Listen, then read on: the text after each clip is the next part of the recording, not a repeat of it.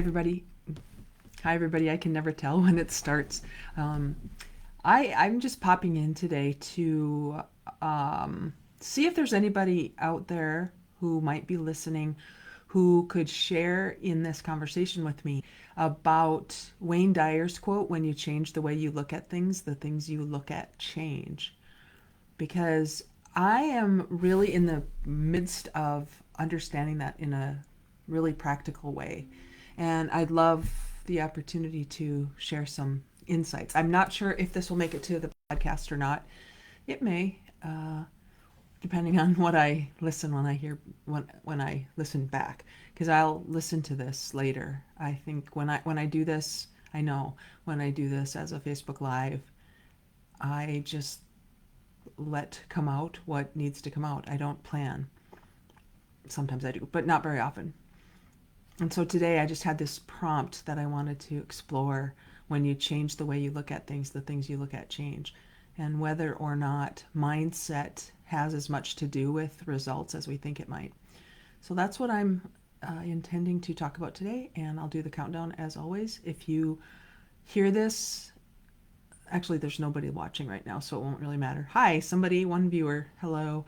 If you want to share in the conversation, please feel free to put any comments, and I will address them as I can.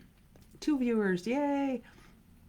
I love that there are people out watching too. I recognize that energy is non-geographic, and things that I learn I can share by myself.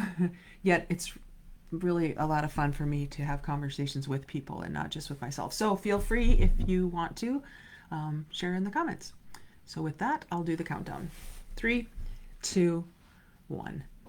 Hi, everybody, and welcome to another episode of Circle Up and Get Real. Today, I'm thinking about this concept, or this quote that I've heard attributed to Wayne Dyer, where he says, when you change the way you look at things, the things you look at change. And so I am exploring the practicality of that thought in real life. So I'll just share my life because that's who I know best. I'm in the middle of working with a super amazing, fun client.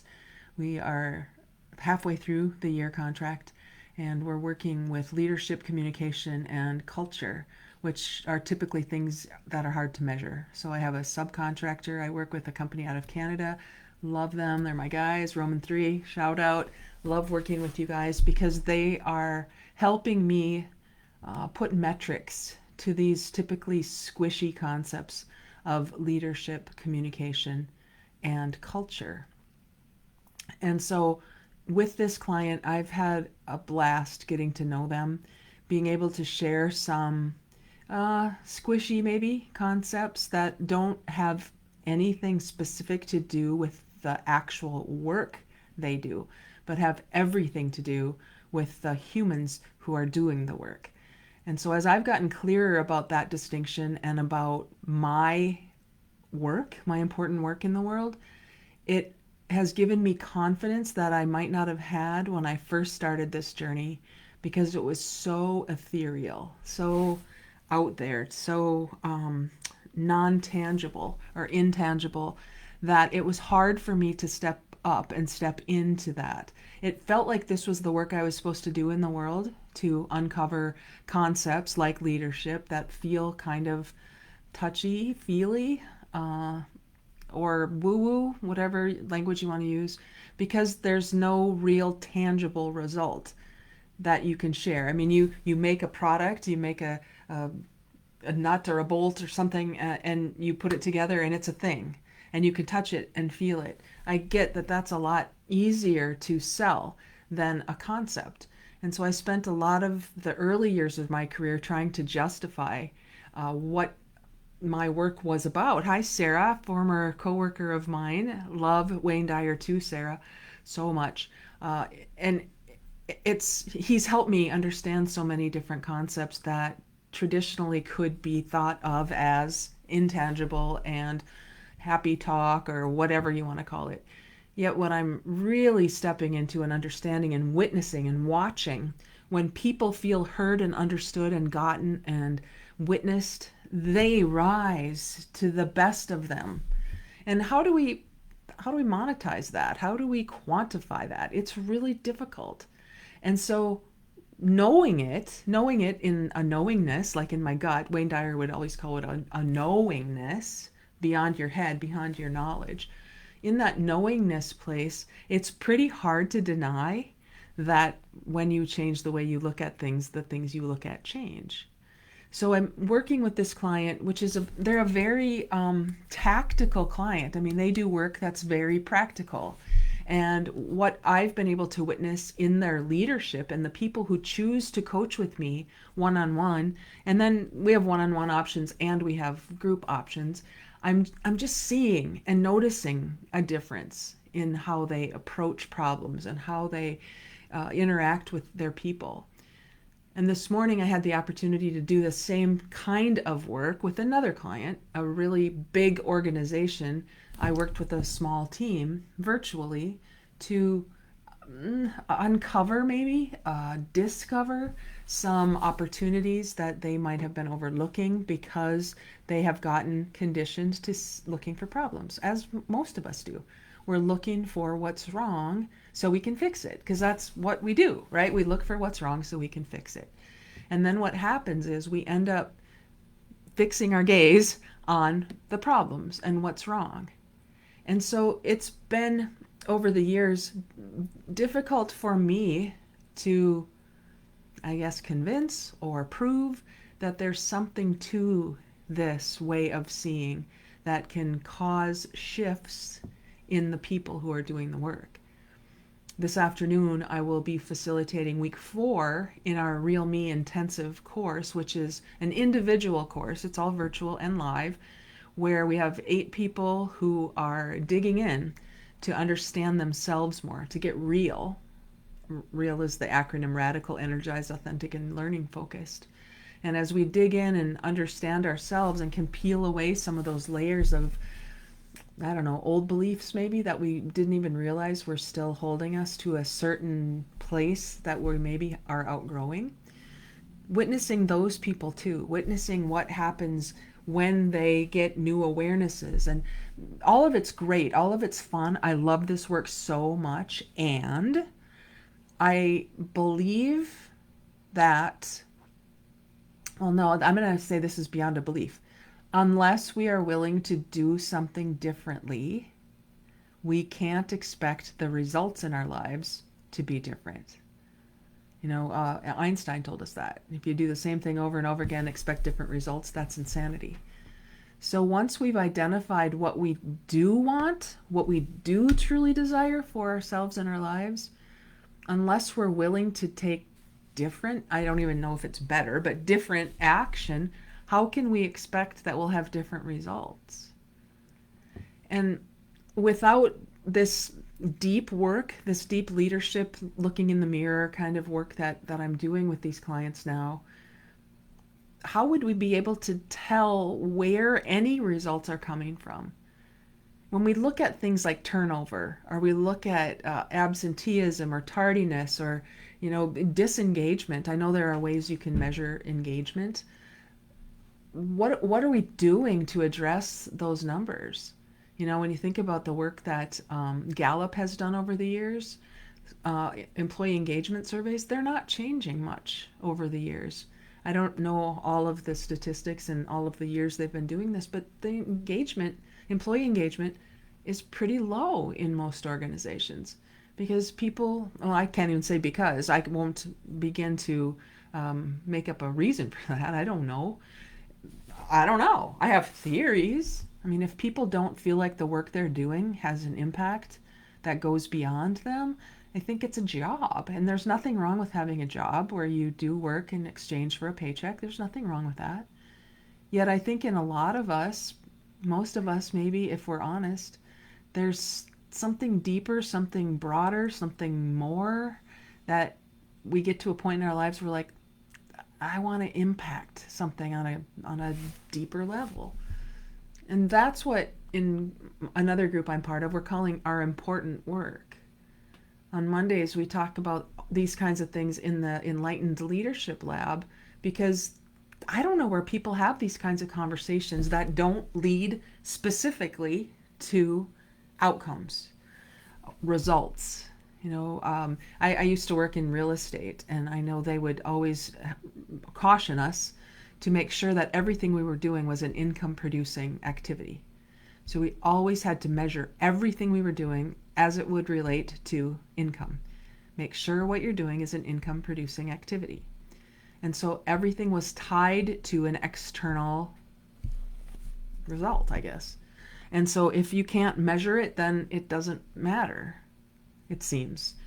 And yet, I think the things that matter the most are the things that are really hard to measure. Like, how do I feel appreciated or not? Do I feel like I'm valued? Do I feel like I make a contribution that really matters? And all of that is squishy, is woo-woo, is hard to measure. So I say all this because today, working with the clients I've been working with, somebody somewhere decided it was worth taking a risk to have me start working with their leadership teams and uncover some of these limiting beliefs that we don't even know are there. And while I can't yet tie the results of the work we're doing together to tangible results, I have had enough feedback, even a testimonial coming soon from somebody who said, I want to do a video testimonial to tell you how important the work we've been doing together is to me. So that will be coming soon. I think if we're stuck on measurable results for everything we do, we may be missing out on so many opportunities to see things differently, to see things through a different lens. When you change the way you look at things, the things you look at change. So if you're looking at something and judging it as wrong or bad or, I don't know, something negative, if you change the way you look at it, it looks like it changes. I find this in books all the time, especially with Think and Grow Rich, which I've been reading forever. Man, it feels like it. Since 2008? I've been studying that book and facilitating dialogues around that book for all those years. And that book changes when I read it the next time. And it's so funny because I'll read something and say, was that in there the first time I read it? I don't even remember that because I've changed. You can't step in the same river twice because you're not the same person and it's not the same river. It's the same thing with a book or something you're studying or people you're impacting or the personnel in your organization, because we're all changing all the time. Nature is not about status quo. There's no such thing as status quo in nature. Yet there are so many people who want to hold on to the way it's always been done around here, and they're afraid to change. I have theories about a lot of this. I can't prove it. But one of the theories I have about change is that if people change their minds, they have to admit that something they thought earlier was, I'll say wrong, not necessarily wrong. It was right for who they were at that moment. If we don't change our minds when we get new information, then we're stuck in old mindsets. And the world does not wait for us. Deepak Chopra said one time, if you look at the next year of your life and you say, I want this year to be exactly like last year, I want everything to stay the same, 365 days from today, you will not be where you were. You will be 365 days behind because you will be actually fighting the change, fighting the evolution. And you won't be at the same place you were. You will be that much further behind. The world doesn't wait for us to catch up with our mindsets, with our understanding, with our knowledge.